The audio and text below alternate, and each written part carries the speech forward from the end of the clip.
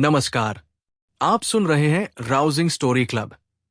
यहां कहानियां सिर्फ सुनाई नहीं जाती, यहां कहानियां भीतर उतरती है। आज की ये कथा किसी राजा की नहीं, किसी योद्धा की नहीं, बल्कि उस बालक की है जिसने प्रश्न पूछने का साहस किया और पूरे भारत की सोच को दिशा दे दी। आज की कहानी है आदि शंकराचार्य की। क्या आपने कभी सोचा है कि 8 वर्ष की आयु में कोई बालक पूरे देश के विद्वानों को चुनौती दे सकता है? क्या आपने कभी कल्पना की है कि मात्र 32 वर्ष के जीवन में कोई व्यक्ति 4 मठों की स्थापना कर सकता है, सैकड़ों शास्त्रार्थ जीत सकता है और एक पूरे दर्शन को फिर से जीवित कर सकता है? ये कहानी है एक ऐसे जीवन की जो बहुत छोटा था, लेकिन जिसका प्रभाव हजारों वर्षों तक फैल गया। ये समय था 8वीं शताब्दी का। भारत की भूमि राजनीतिक अस्थिरता से गुजर रही थी। विभिन्न मत, विभिन्न पंथ, विभिन्न विचार आपस में टकरा रहे थे। ज्ञान बटा हुआ था, सत्य धुंधला हो गया था और लोगों का विश्वास केवल कर्मकांड तक सिमट गया था। ऐसे समय में केरल की हरी भरी भूमि पर एक बालक ने जन्म लिया, जिसका उद्देश्य सिर्फ जीना नहीं बल्कि जगाना था।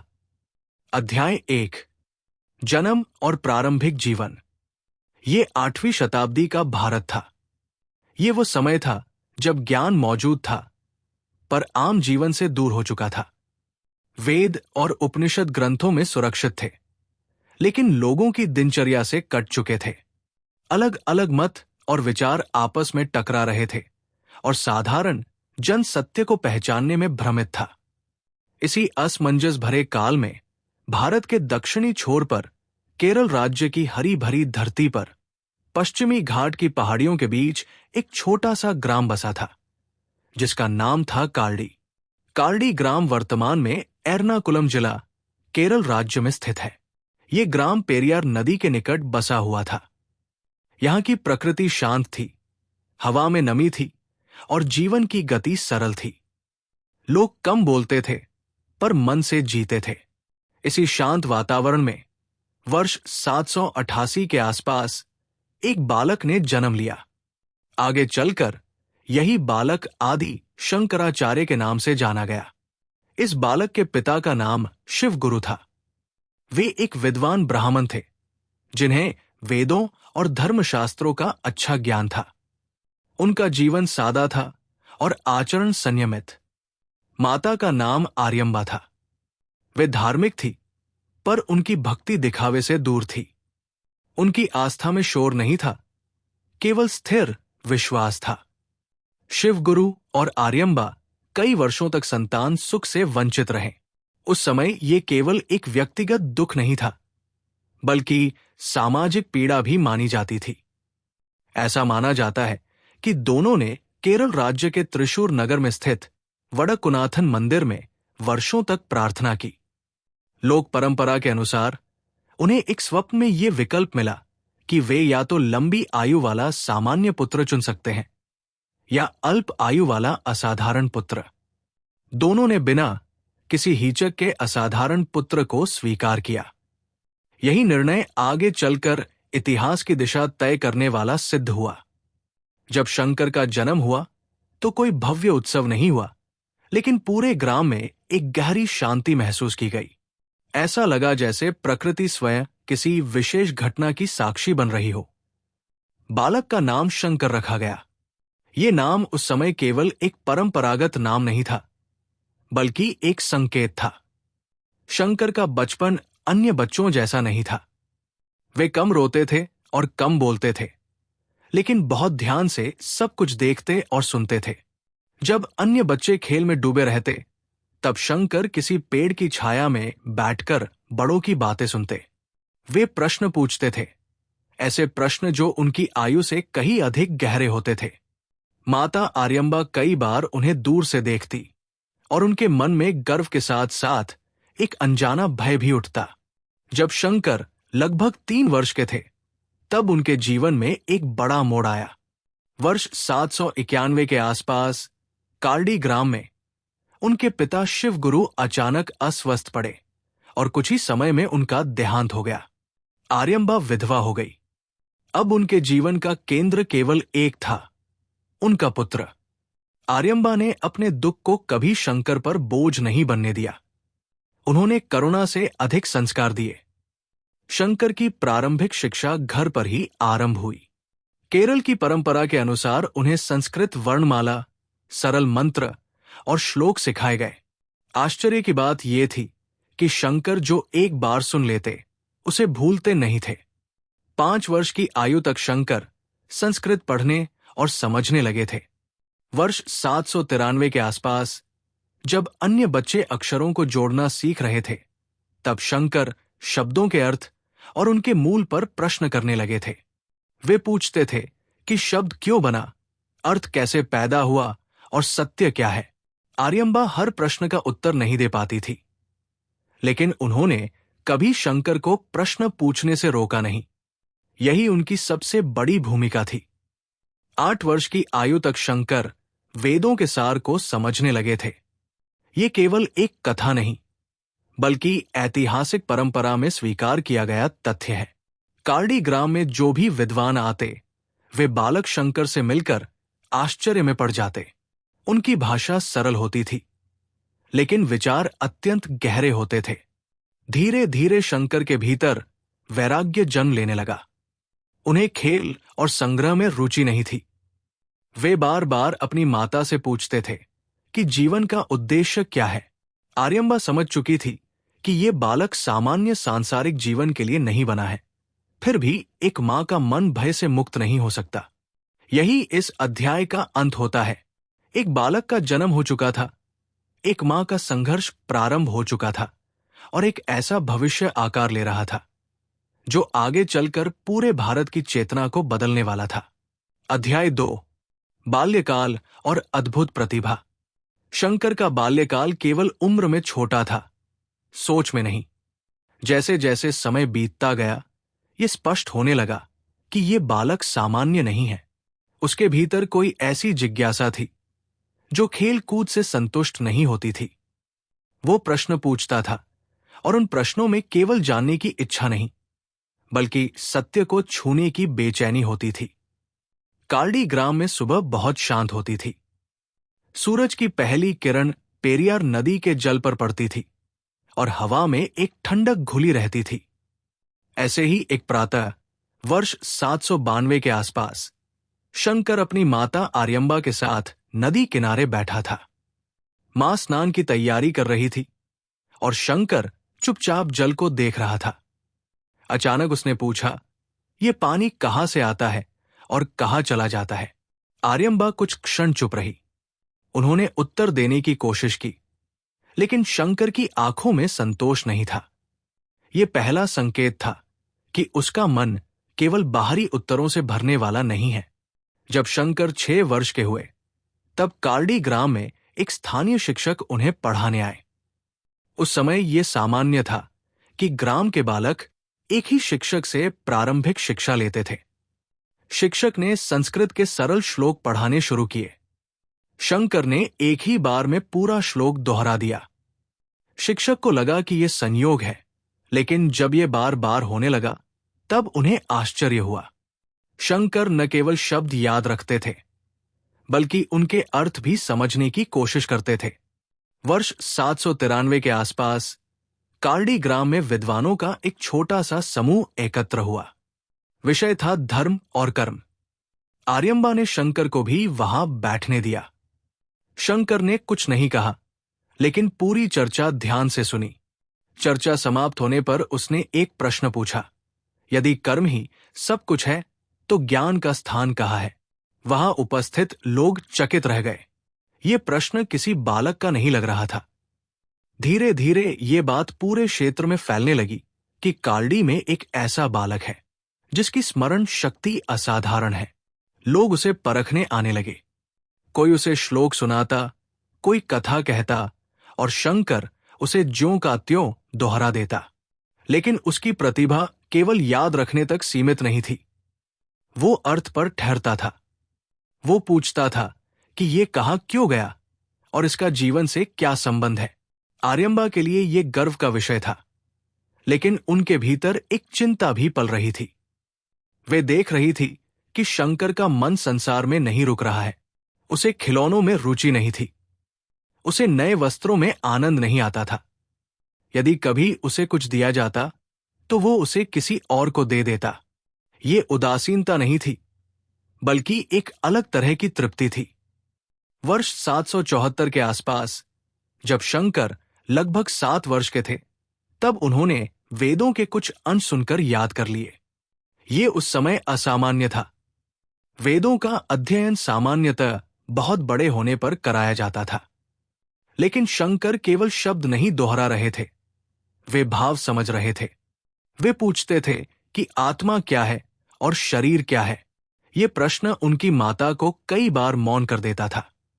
एक दिन कार्डी ग्राम में एक वृद्ध विद्वान आए। उन्होंने शंकर को परखा और कहा कि ये बालक केवल पढ़ने के लिए नहीं, बल्कि सिखाने के लिए पैदा हुआ है।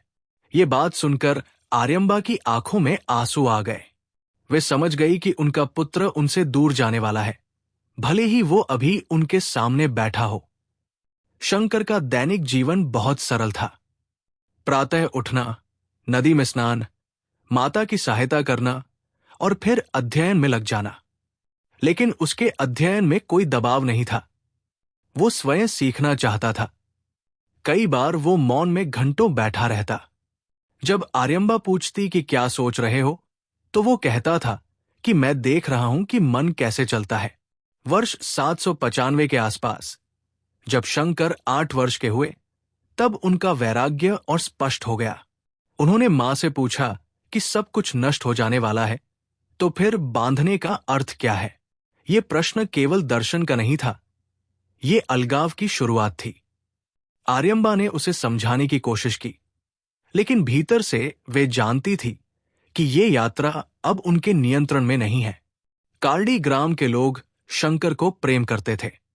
वे उसे सम्मान देते थे, लेकिन साथ ही उससे दूरी भी रखते थे, क्योंकि वे समझ नहीं पाते थे कि ये बालक उनके जैसा नहीं है। उसकी आंखों में कहीं दूर देखने की आदत थी, जैसे वह किसी ऐसे सत्य को देख रहा हो जो अभी बाकी लोगों की पहुंच से बाहर है।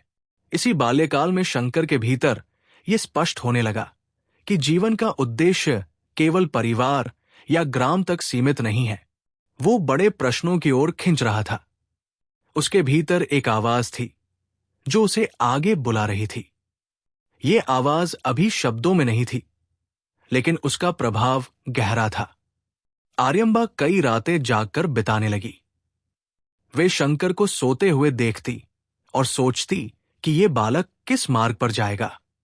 एक मां का हृदय उसे रोकना चाहता था, लेकिन एक सजग मन जानता था कि उसे बांधना अन्याय होगा। यही इस अध्याय का अंत होता है। एक बालक अब केवल बालक नहीं रहा था। उसकी प्रतिभा प्रकट हो चुकी थी, उसकी दिशा स्पष्ट होने लगी थी, और उसके जीवन का अगला चरण, संन्यास की ओर पहला कदम, धीरे धीरे सामने आने वाला था। अध्याय 3, संन्यास की मांग। समय बीत रहा था, लेकिन शंकर का मन कहीं ठहर नहीं रहा था। बाल्यकाल की जिज्ञासा अब केवल प्रश्नों तक सीमित नहीं थी, वो भीतर से एक दिशा मांग रही थी।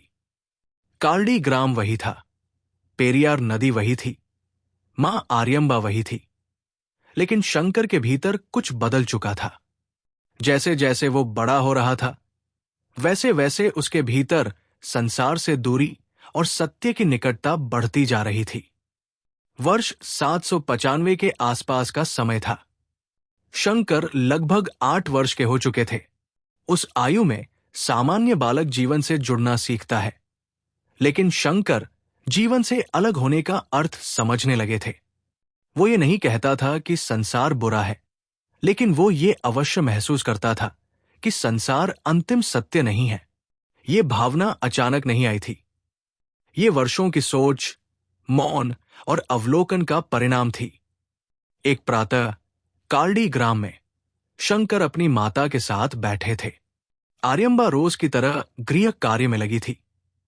शंकर उन्हें देख रहे थे। उनके चेहरे पर वही शांति थी जो हमेशा रहती थी, लेकिन आंखों में आज एक अलग दृढ़ता थी। उन्होंने बहुत शांत स्वर में कहा, मां, मैं आपसे कुछ कहना चाहता हूं। आर्यम्बा ने काम रोक दिया। उन्होंने शंकर की ओर देखा और कहा, कहो। लेकिन उन्हें आभास हो गया था कि यह कोई साधारण बात नहीं है। शंकर ने कहा, मां, मैं संन्यास लेना चाहता हूं। यह वाक्य सरल था, पर उसका भार बहुत भारी था। आर्यम्बा कुछ क्षण तक कुछ नहीं बोली। उनके लिए यह शब्द अनजाना नहीं था, लेकिन अपने पुत्र के मुख से सुनना असहनीय था। उन्होंने पूछा, अभी क्यों? तुम इतने छोटे हो, जीवन अभी शुरू ही हुआ है। शंकर ने उत्तर दिया, मां, जीवन तो शुरू हो चुका है, लेकिन उसका अर्थ अभी स्पष्ट नहीं है। मैं उसे जानना चाहता हूं। यह उत्तर किसी जिद से नहीं आया था, यह भीतर की स्पष्टता से निकला था। आर्यम्बा का मन कांप उठा। एक और वो मां थी जिन्होंने अपने पति को खो दिया था और अब अपने पुत्र को खोने की कल्पना भी नहीं कर सकती थी। दूसरी ओर वो ये भी जानती थी कि ये बालक साधारण नहीं है। आर्यम्बा ने संन्यास की अनुमति देने से मना कर दिया। उन्होंने कहा, तुम मेरे एकमात्र सहारे हो, मैं तुम्हारे बिना कैसे रहूंगी? ये प्रश्न तर्क का नहीं था, ये पीड़ा का था। शंकर चुप हो गए। उन्होंने कोई उत्तर नहीं दिया। वे जानते थे कि ये मां और पुत्र के बीच का सबसे कठिन क्षण है। इसके बाद कई दिन ऐसे बीते जब इस विषय पर कोई बात नहीं हुई, लेकिन मौन में बहुत कुछ कहा जा रहा था। शंकर पहले की तरह पढ़ते रहे, सोचते रहे, लेकिन उनके भीतर एक बेचैनी बढ़ती गई। आर्यम्बा भी इसे महसूस कर रही थी। वे देख रही थी कि उनका पुत्र धीरे धीरे संसार से दूर जा रहा है। कार्डी ग्राम के लोग इस बात से अनजान थे कि इस छोटे से घर में कितना बड़ा संघर्ष चल रहा है। बाहर जीवन सामान्य था, लेकिन भीतर एक मां और एक पुत्र अपने अपने सत्य के बीच खड़े थे। शंकर किसी से शिकायत नहीं करते थे।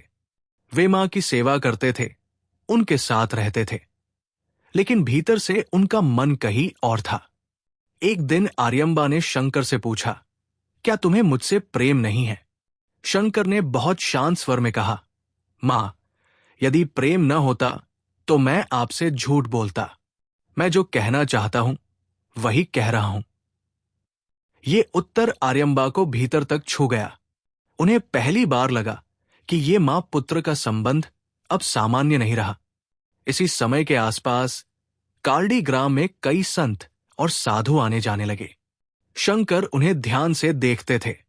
वे उनकी चाल, उनके बोलने का ढंग और उनके चेहरे की शांति को देखते थे। ये सब उनके भीतर संन्यास की भावना को और गहरा करता जा रहा था। लेकिन उन्होंने फिर भी मां की अनुमति के बिना कोई कदम नहीं उठाया। संन्यास की मांग अब केवल एक विचार नहीं थी, ये एक आह्वान बन चुकी थी। शंकर के भीतर यह स्पष्ट हो गया था कि यदि उन्होंने अभी ये मार्ग नहीं चुना तो वे जीवन भर अधूरे रह जाएंगे। लेकिन वे ये भी जानते थे कि मां को छोड़े बिना ये मार्ग संभव नहीं है। इसी बीच एक दिन पेरियार नदी के तट पर शंकर स्नान करने गए। ये घटना वर्ष 795 के आसपास कार्डी ग्राम, केरल राज्य में मानी जाती है। आर्यम्बा कुछ दूरी पर खड़ी थी। तभी अचानक एक मगरमच्छ ने शंकर का पैर पकड़ लिया। ये दृश्य भयावह था। आर्यम्बा चीख पड़ी। आसपास के लोग दौड़ पड़े, लेकिन कुछ भी कर पाना संभव नहीं था। उस क्षण शंकर ने अत्यंत शांत स्वर में कहा, मां, यदि आप मुझे संन्यास की अनुमति देंगी तो ये संकट टल जाएगा। ये कोई सौदा नहीं था, ये अंतिम निवेदन था। आर्यम्बा की आंखों के सामने सब कुछ घूम गया। पुत्र का जीवन, उसका भविष्य और अपना अकेलापन। उन्होंने रोते हुए अनुमति दे दी और उसी क्षण मगरमच्छ ने शंकर का पैर छोड़ दिया। यह घटना केवल एक चमत्कार नहीं थी, ये उस संघर्ष का अंत थी जो मां और पुत्र के बीच चल रहा था। आर्यम्बा समझ गई कि वे जिस सत्य को रोकना चाहती थी वही उनके पुत्र का मार्ग है। उस दिन के बाद सब कुछ बदल गया। आर्यम्बा ने शंकर को रोकने की कोशिश नहीं की। उन्होंने उसे आशीर्वाद दिया, लेकिन उनके हृदय में एक खालीपन घर कर गया। शंकर ने मां से वादा किया कि वे उनके अंतिम समय में अवश्य लौटेंगे। ये वचन आगे चलकर इतिहास में महत्वपूर्ण सिद्ध हुआ। संन्यास की मांग अब स्वीकार हो चुकी थी। शंकर के जीवन का अगला चरण प्रारंभ होने वाला था। ये केवल घर छोड़ने की तैयारी नहीं थी, ये संसार को समझने की यात्रा का पहला कदम था। शंकर अब केवल एक प्रतिभाशाली बालक नहीं रहे थे, वे एक साधक बन चुके थे। यही इस अध्याय का अंत होता है। एक मां का त्याग पूर्ण हुआ था, एक पुत्र का संकल्प स्पष्ट हो चुका था, और एक ऐसी यात्रा शुरू होने वाली थी जो पूरे भारत की चेतना को प्रभावित करने वाली थी। अध्याय 4, गुरु गोविंदपाद। संन्यास की अनुमति मिलते ही शंकर का जीवन जैसे एक नई धारा में प्रवेश कर गया। घर वही था, मां वही थी, कालड़ी ग्राम वही था, लेकिन अब उनके भीतर कोई संशय नहीं बचा था। संकल्प स्पष्ट था और दिशा निश्चित। शंकर जानते थे कि संन्यास केवल वेश बदलना नहीं है, बल्कि ये गुरु के चरणों में अपने अहंकार को छोड़ने की प्रक्रिया है। बिना गुरु के ये मार्ग अधूरा है, और यही समझ उन्हें उत्तर भारत की ओर खींच रही थी। वर्ष 796 के आसपास केरल राज्य के कालड़ी ग्राम से शंकर ने अपनी यात्रा आरंभ की। ये यात्रा किसी वैभव के साथ नहीं थी। न कोई दल था, न कोई साधन। उनके पास केवल एक दंड, एक कमंडल और भीतर की प्रबल जिज्ञासा थी। मां आर्यम्बा ने उन्हें विदा किया। आंखों में आंसू थे, लेकिन मन में विश्वास था। शंकर ने प्रणाम किया और कहा कि वे समय आने पर अवश्य लौटेंगे। ये वचन उनके जीवन में एक नैतिक आधार बन गया। शंकर की यात्रा सरल नहीं थी। दक्षिण भारत से उत्तर की ओर बढ़ते हुए उन्होंने अनेक ग्राम, नगर और वन पार किए। वे जहां रुकते, वही लोगों से संवाद करते। वे प्रश्न पूछते और उत्तर सुनते। वे किसी को नीचा नहीं दिखाते थे, नहीं स्वयं को बड़ा बताते थे। यही विनम्रता उन्हें अलग बनाती थी। लोग एक बाल सन्यासी को देखकर पहले चकित होते, फिर उसकी बातों से प्रभावित हो जाते। कई दिनों की यात्रा के बाद शंकर नर्मदा नदी के तट पर पहुंचे। ये स्थान वर्तमान मध्य प्रदेश राज्य में स्थित ओंकारेश्वर क्षेत्र के समीप माना जाता है। नर्मदा का प्रवाह शांत था, लेकिन उसकी गहराई अनुभव से भरी हुई थी। यहां की भूमि में तपस्या की परंपरा थी। साधु और सन्यासी यहां मौन में रहते थे। शंकर को लगा कि यही वो स्थान है जहां उन्हें अपने गुरु की खोज करनी चाहिए। यहीं पर शंकर की भेंट हुई गोविंदपाद आचार्य से। गोविंदपाद उस समय एक महान तपस्वी और विद्वान माने जाते थे। वे अद्वैत परंपरा के आचार्य गौड़पाद के शिष्य थे। उनका जीवन कठोर तप और गहन अध्ययन से भरा हुआ था। वे अधिक बोलते नहीं थे, लेकिन जब बोलते थे तो शब्दों में स्थिरता होती थी। कहा जाता है कि जब शंकर पहली बार गोविंदपाद के समीप पहुंचे, तब गुरु ध्यान में लीन थे। शंकर शांत भाव से उनके सामने खड़े रहे। उन्होंने कोई आग्रह नहीं किया। जब ध्यान टूटा, तब गोविंदपाद ने पूछा कि तुम कौन हो और क्या चाहते हो। शंकर ने बहुत सरल शब्दों में कहा कि वे सत्य को जानना चाहते हैं और इसके लिए गुरु की शरण में आए हैं। गोविंदपाद ने शंकर की ओर ध्यान से देखा। उन्होंने न तो उनकी आयु पर प्रश्न किया और न ही उनके वेश पर। उन्होंने केवल ये देखा कि इस बालक के भीतर कोई असामान्य स्थिरता है। उन्होंने शंकर से कुछ श्लोक सुनाने को कहा। शंकर ने बिना हिचक वेदों के अंश सुनाए और उनके अर्थ भी बताए। ये केवल स्मरण शक्ति का प्रदर्शन नहीं था, बल्कि समझ का प्रमाण था। गुरु और शिष्य के बीच संवाद प्रारंभ हुआ। गोविंदपाद ने शंकर से आत्मा, जगत और बंधन पर प्रश्न किए। शंकर ने उत्तर दिए, लेकिन वो उत्तर किसी ग्रंथ से उठाए हुए नहीं थे। वे अनुभव से निकले हुए प्रतीत होते थे। गोविंदपाद समझ गए कि ये शिष्य केवल सीखने नहीं, बल्कि परंपरा को आगे बढ़ाने के लिए आया है। इसके बाद गोविंदपाद ने शंकर को शिष्य रूप में स्वीकार किया। ये क्षण शंकर के जीवन का एक महत्वपूर्ण मोड़ था। अब वे अकेले साधक नहीं थे, बल्कि गुरु परंपरा का हिस्सा बन चुके थे। गुरु ने उन्हें मौन का महत्व सिखाया। उन्होंने बताया कि ज्ञान केवल शब्दों से नहीं आता, वो मौन में पकता है। शंकर का जीवन अब अनुशासन में बंध गया। वे प्रातः उठते, नदी में स्नान करते, गुरु की सेवा करते और फिर अध्ययन में लग जाते। गोविंदपाद उन्हें ग्रंथ पढ़ने से पहले प्रश्न पूछने को कहते थे। वे कहते थे कि बिना प्रश्न के अध्ययन केवल बोझ बन जाता है। ये शिक्षा शंकर के लिए अत्यंत उपयोगी सिद्ध हुई। गुरु ने शंकर को अद्वैत के मूल सिद्धांत समझाए। उन्होंने बताया कि सत्य एक है और बाकी सब उसके विविध रूप है। ये विचार सरल लग सकता है, लेकिन इसे अनुभव में लाना कठिन है। गोविंदपाद शंकर को केवल सुनने नहीं, बल्कि देखने के लिए प्रेरित करते थे। वे कहते थे कि सत्य बाहर नहीं, भीतर है। एक समय ऐसा भी आया जब गुरु ने शंकर को सार्वजनिक रूप से शास्त्रार्थ करने के लिए प्रेरित किया। ये केवल परीक्षा नहीं थी, बल्कि तैयारी थी। शंकर ने विद्वानों के प्रश्नों का उत्तर शांत भाव से दिया। वे किसी को पराजित करने के लिए नहीं, बल्कि स्पष्टता लाने के लिए बोलते थे। यही गुण उन्हें आगे चलकर महान आचार्य बनाने वाला था। गोविंदपाद ने शंकर को यह भी सिखाया कि ज्ञान के साथ करुणा आवश्यक है। यदि ज्ञान कठोर हो जाए तो वो अहंकार बन जाता है। शंकर ने इस बात को गहराई से ग्रहण किया। उनके व्यवहार में ये स्पष्ट दिखने लगा। वे जितना अधिक सीखते, उतने ही विनम्र होते जाते। कई वर्षों तक शंकर गुरु के साथ रहे। इस काल में उन्होंने वेद, उपनिषद और दर्शन के गूढ़ पक्षों को समझा। लेकिन गुरु ने उन्हें कभी ये नहीं कहा कि अब तुम पूर्ण हो गए हो। उन्होंने कहा कि यात्रा अभी लंबी है, ये केवल तैयारी का चरण है। एक दिन गोविंदपाद ने शंकर से कहा कि अब समय आ गया है कि तुम बाहर जाओ और जो सीखा है उसे लोगों तक पहुंचाओ। ये आदेश नहीं था, ये आशीर्वाद था। शंकर ने गुरु के चरणों में प्रणाम किया। उनके नेत्रों में कृतज्ञता थी और मन में उत्तरदायित्व का बोध। गुरु और शिष्य का ये संबंध केवल ज्ञान का आदान प्रदान नहीं था, ये एक परंपरा का हस्तांतरण था। गोविंदपाद जानते थे कि शंकर वो दीपक है जो अनेक दीपों को प्रज्वलित करेगा।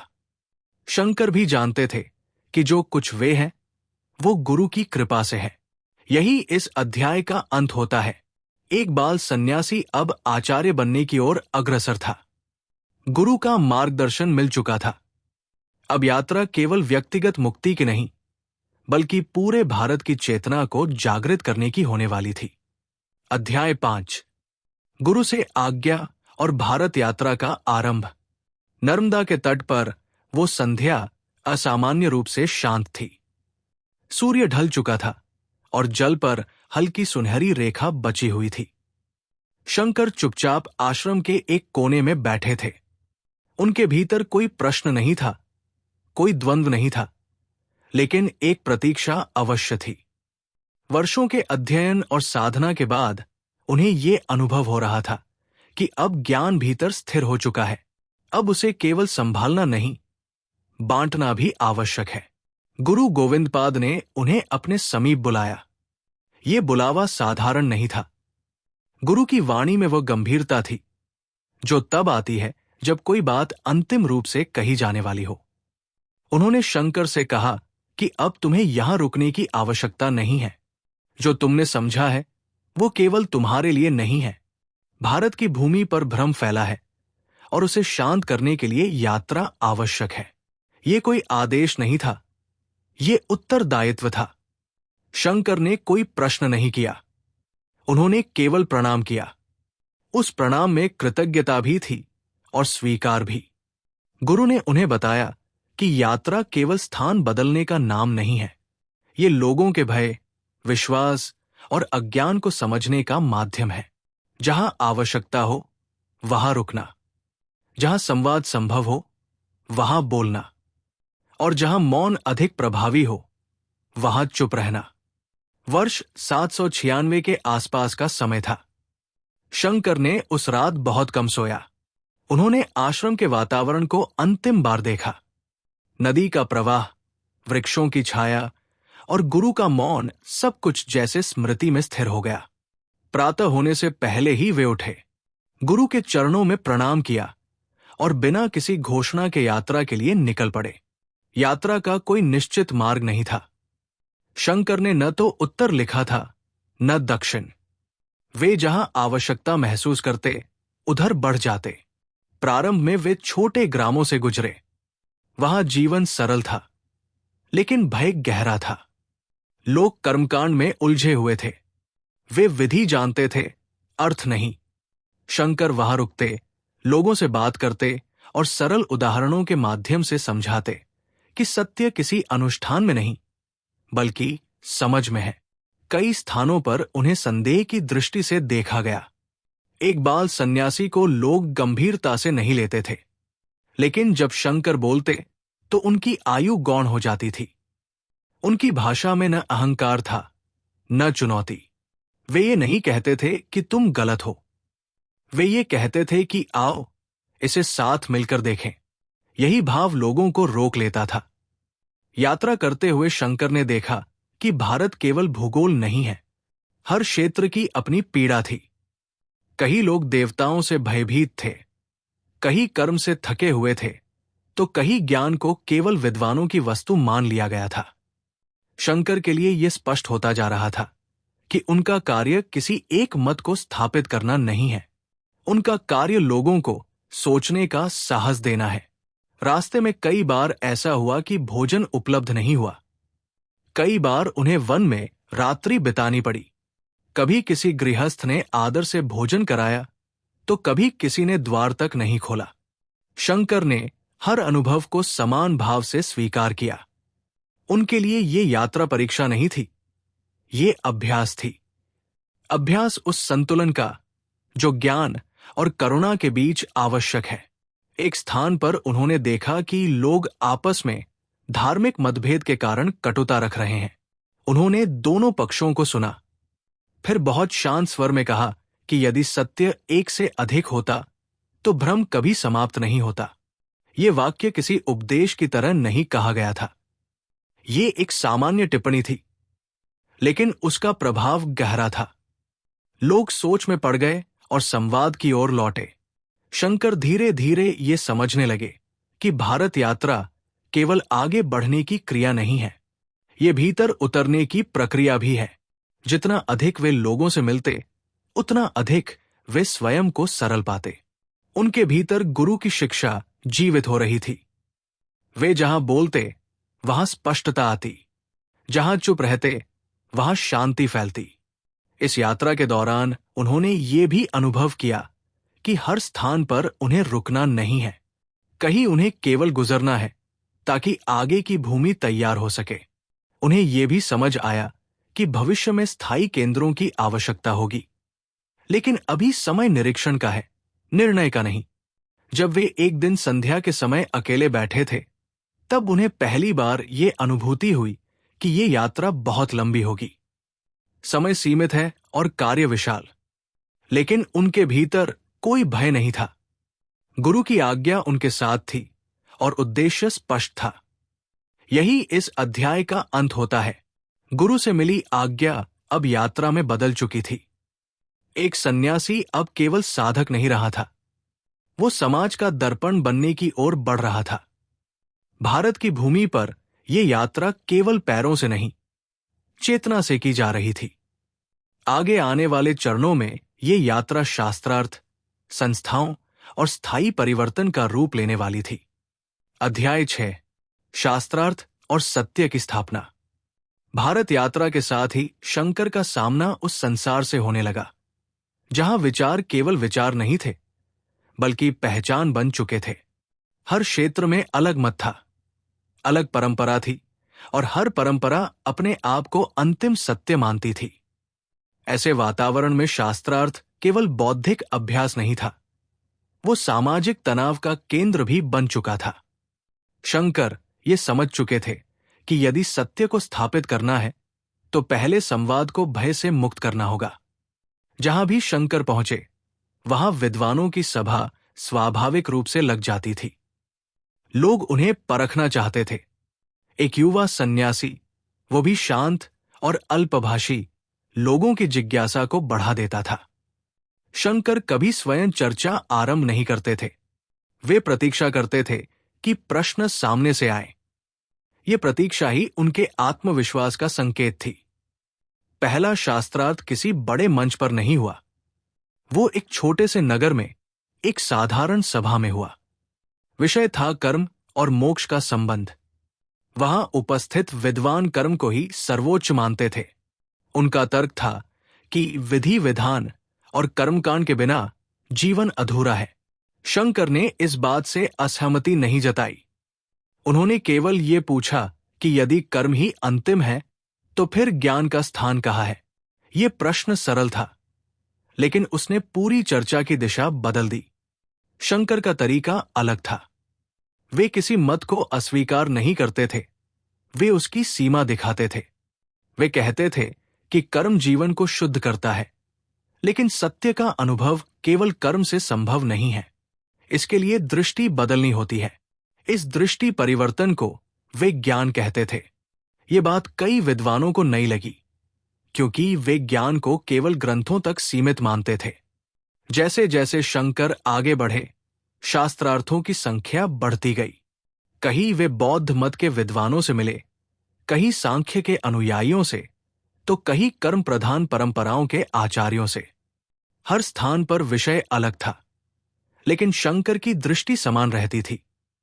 वे ये दिखाने का प्रयास करते थे कि सत्य विभाजित नहीं होता, विभाजन हमारी समझ में होता है। कई बार शास्त्रार्थ तीखे भी हो जाते थे। कुछ विद्वान अपने मत को चुनौती समझ लेते थे। वे शंकर की आयु पर प्रश्न उठाते थे। वे कहते थे कि अनुभव के बिना ज्ञान अधूरा है। शंकर इन प्रश्नों से विचलित नहीं होते थे। वे शांत स्वर में कहते थे कि अनुभव केवल आयु से नहीं आता, वो जागरूकता से आता है। ये उत्तर किसी को नीचा दिखाने के लिए नहीं होता था, बल्कि विचार को खोलने के लिए होता था। एक शास्त्रार्थ में जब बहस लंबी हो गई, तब शंकर ने सबको कुछ समय मौन रहने को कहा। यह असामान्य था। लोग बोले बिना बैठ गए। कुछ समय बाद शंकर ने पूछा कि इस मौन में क्या किसी को अपना मत याद रहा। अधिकांश लोग चुप रहे। तब उन्होंने कहा कि यही मौन सत्य के सबसे निकट है। ये शास्त्रार्थ शब्दों से नहीं, अनुभव से जीता गया। धीरे धीरे ये स्पष्ट होने लगा कि शंकर शास्त्रार्थ में विजय के लिए नहीं आते, वे आते हैं स्पष्टता के लिए। यही कारण था कि कई बार उनके विरोधी भी सभा समाप्त होने के बाद उनके समीप आकर बात करते थे। वे पूछते थे, क्या हम साथ चल सकते हैं? शंकर का उत्तर कभी आदेशात्मक नहीं होता था। वे कहते थे कि सत्य किसी का नहीं होता, वो जिसे समझ आता है उसी का हो जाता है। शास्त्रार्थों के माध्यम से शंकर ने एक नई परंपरा स्थापित की। उन्होंने दिखाया कि असहमति का अर्थ शत्रुता नहीं है। उन्होंने ये भी स्पष्ट किया कि यदि विचार कठोर हो जाए तो वो अहंकार बन जाता है। ज्ञान का उद्देश्य जीतना नहीं, जोड़ना है। ये दृष्टि उस समय के लिए क्रांतिकारी थी। कुछ स्थानों पर शंकर को राजाओं के दरबार में बुलाया गया। वहां भी शास्त्रार्थ हुए, लेकिन शंकर ने सत्ता के समीप रहते हुए भी उससे दूरी बनाए रखी। वे राजा को ये नहीं बताते थे कि क्या करना है। वे केवल ये पूछते थे कि शासन का उद्देश्य क्या है। ये प्रश्न कई राजाओं को सोचने पर मजबूर कर देता था। शंकर की वाणी में धीरे धीरे एक स्थिरता आने लगी। वे कम बोलते थे, लेकिन जब बोलते थे तो शब्द लंबे समय तक मन में रहते थे। उनके शास्त्रार्थ लोगों को असहज नहीं करते थे, वे उन्हें सजग करते थे। यही सजगता सत्य की स्थापना का पहला चरण थी। इस यात्रा में शंकर ने यह भी अनुभव किया कि सत्य को स्थापित करने का अर्थ किसी पुराने को नष्ट करना नहीं है। उन्होंने कई परंपराओं में जो सार था उसे स्वीकार किया। उन्होंने केवल उस भ्रम को हटाया जो समय के साथ जमा हो गया था। यह संतुलन ही उनकी सबसे बड़ी शक्ति थी। शास्त्रार्थों के माध्यम से शंकर का नाम फैलने लगा, लेकिन उनके भीतर कोई गर्व नहीं आया। वे जानते थे कि यह सब किसी व्यक्ति का नहीं, बल्कि उस सत्य का प्रभाव है जो अपने आप को प्रकट करना चाहता है। वे स्वयं को केवल माध्यम मानते थे। यही इस अध्याय का अंत होता है। शास्त्रार्थ अब केवल संवाद नहीं रहे थे, वे सत्य की स्थापना का माध्यम बन चुके थे।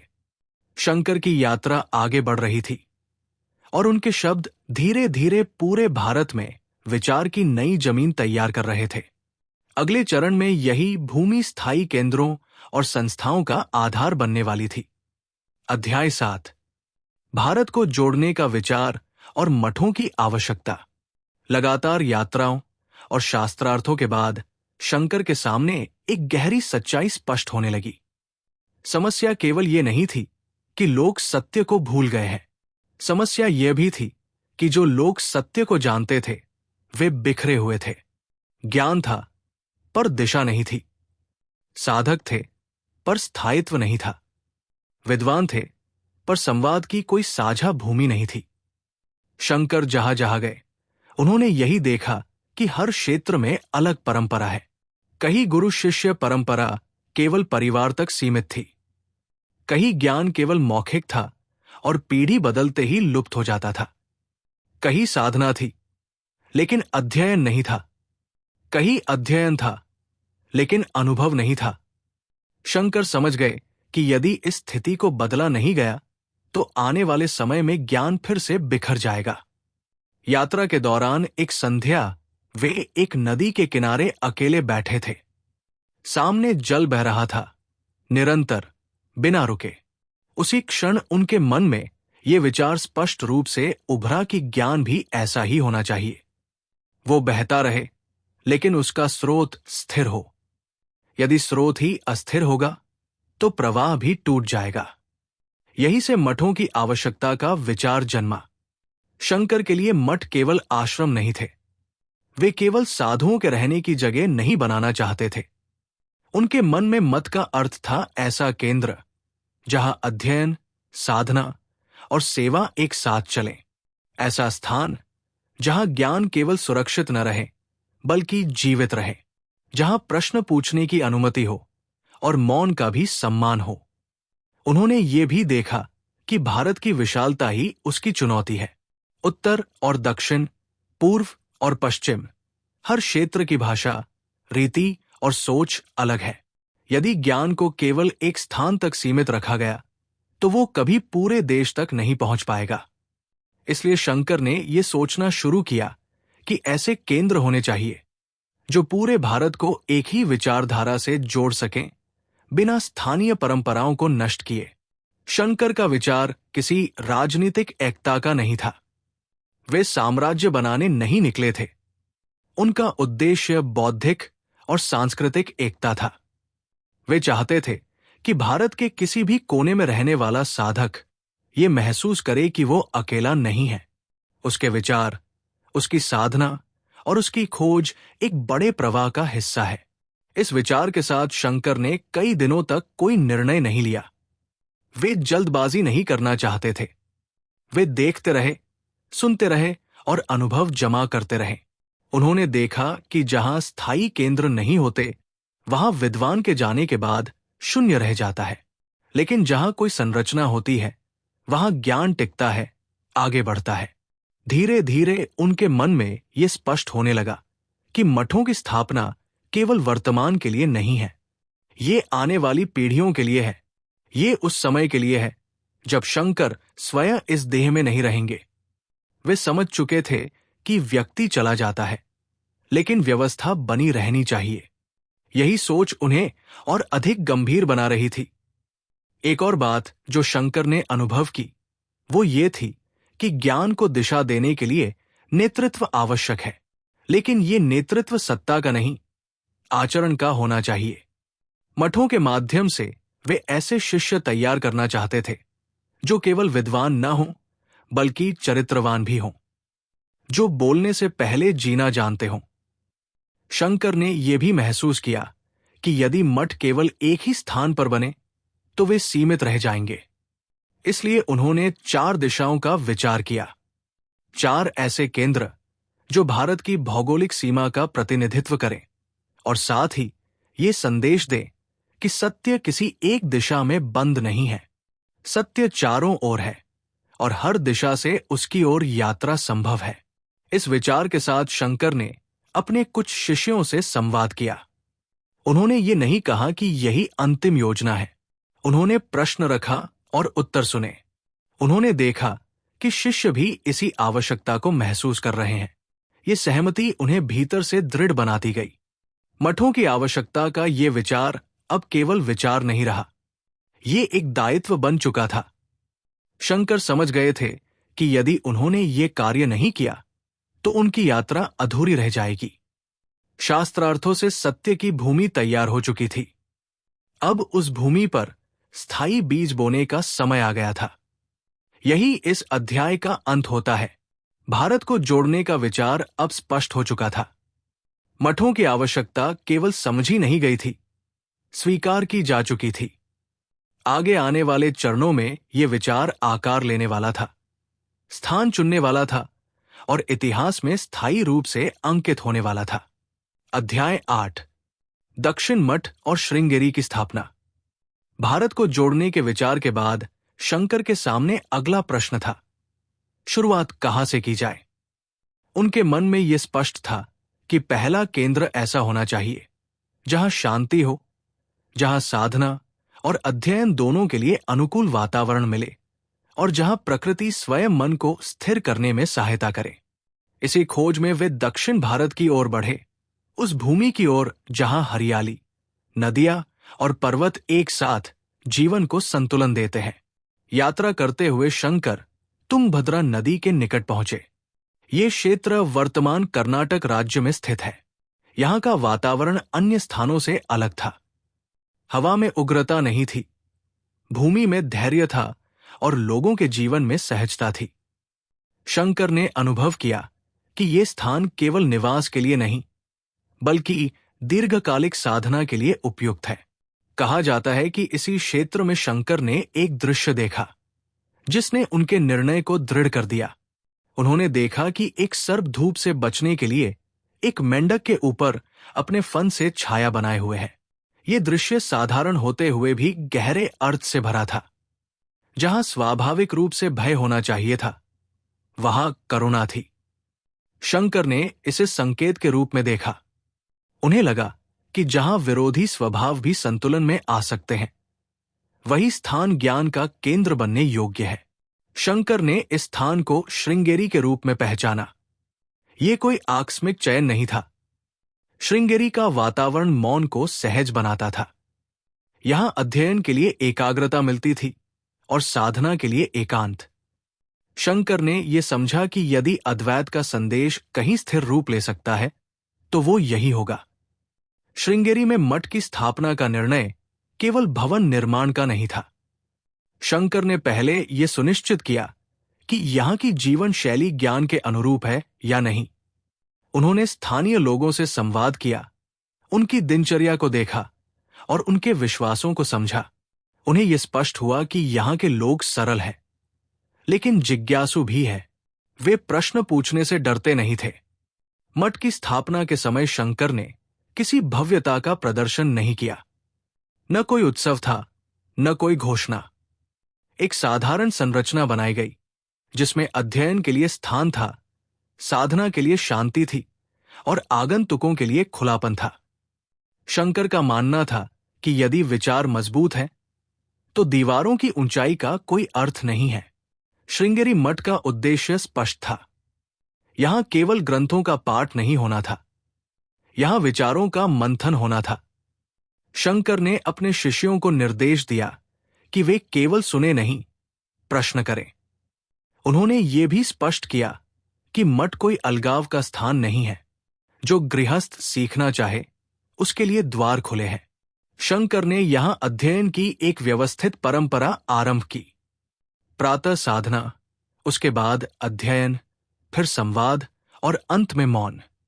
ये क्रम कठोर नहीं था, लेकिन अनुशासन से भरा था। शंकर मानते थे कि स्वतंत्रता तभी सार्थक होती है जब भीतर व्यवस्था हो। श्रृंगेरी मठ में रहते हुए शंकर ने यह भी देखा कि शिष्य केवल ज्ञान से नहीं, आचरण से सीखते हैं। इसलिए उन्होंने स्वयं बहुत कम बोलना शुरू किया। वे अधिकतर समय मौन में रहते, लेकिन उनका मौन भी शिक्षा देता था। शिष्य देखते थे कि कैसे बिना क्रोध के असहमति रखी जाती है और कैसे बिना गर्व के स्पष्टता लाई जाती है। धीरे धीरे श्रृंगेरी मठ एक जीवित केंद्र बन गया। यहां दूर दूर से साधक आने लगे। कोई अध्ययन के लिए आता, कोई शांति की खोज में, तो कोई केवल देखने कि ये स्थान कैसा है। शंकर सभी को समान दृष्टि से देखते थे। उनके लिए कोई शिष्य बड़ा या छोटा नहीं था। जो सीखने आया वही योग्य था। श्रृंगेरी की स्थापना के साथ ही शंकर को यह भी अनुभव हुआ कि ये केवल पहला कदम है। ये मठ भविष्य के अन्य केंद्रों का आधार बनेगा। यहां जो परंपरा बनेगी वही आगे भारत की अन्य दिशाओं में जाएगी। इसलिए वे हर निर्णय बहुत सोच समझ कर लेते थे। इस मठ के माध्यम से शंकर ने यह संदेश दिया कि अद्वैत कोई दूर की दार्शनिक अवधारणा नहीं है, ये जीवन जीने का तरीका है। यहां रहने वाले शिष्य इसे केवल सुनते नहीं थे, बल्कि अपने व्यवहार में उतारते थे। यही श्रृंगेरी की सबसे बड़ी विशेषता बनी। यही इस अध्याय का अंत होता है। दक्षिण में श्रृंगेरी मठ की स्थापना हो चुकी थी। ये केवल एक स्थान नहीं था, ये एक दृष्टि का केंद्र था। यहीं से आगे के मठों की कल्पना स्पष्ट होने वाली थी और यहीं से शंकर का कार्य व्यक्तिगत यात्रा से संस्थागत रूप लेने वाला था।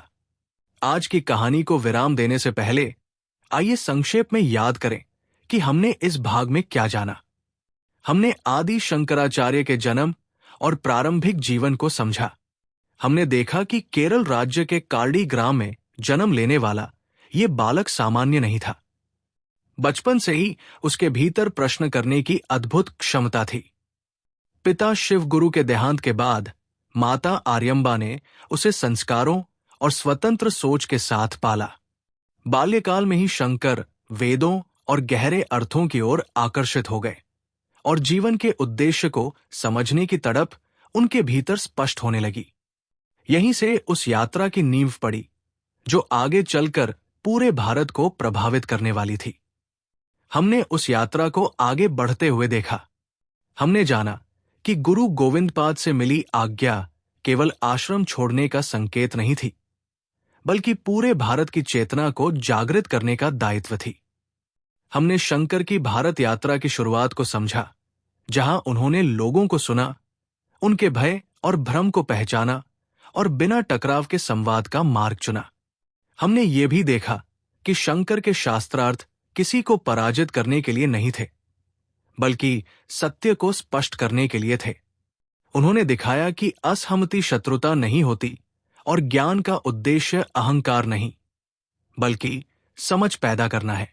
इसके बाद हमने उस गहरे विचार को समझा जहां शंकर ने महसूस किया कि यदि ज्ञान बिखरा रहेगा तो वो टिक नहीं पाएगा। यहीं से भारत को जोड़ने का विचार जन्मा और मठों की आवश्यकता स्पष्ट हुई।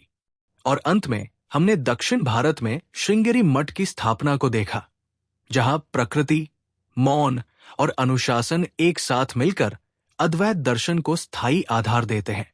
ये केवल एक मठ नहीं था, ये उस परंपरा की शुरुआत थी जो आगे चलकर पूरे भारत में फैलने वाली थी। अगले भाग में हम विस्तार से जानेंगे कि शंकर किस प्रकार पश्चिम, उत्तर और पूर्व की दिशाओं में अन्य मठों की स्थापना करते हैं। हम मंडन मिश्र के साथ हुए ऐतिहासिक शास्त्रार्थ को गहराई से समझेंगे, जहां कर्म और ज्ञान आमने सामने आते हैं, और कैसे वही मंडन मिश्र आगे चलकर शंकर के प्रमुख शिष्य बनते हैं। साथ ही हम शंकर की भारत यात्रा के अंतिम चरणों, उनकी ग्रंथ रचनाओं और उस अमर विरासत को जानेंगे जो आज भी जीवित है। यदि आप चाहते हैं कि ये अगला भाग आप तक सबसे पहले पहुंचे, तो कृपया चैनल को सब्सक्राइब करें, ताकि आदि शंकराचार्य की ये प्रेरक यात्रा आपसे छूट न जाए। आपने इस कहानी से क्या सीखा? कमेंट में जरूर लिखें। राउजिंग स्टोरी क्लब के साथ इस यात्रा में बने रहने के लिए आपका धन्यवाद।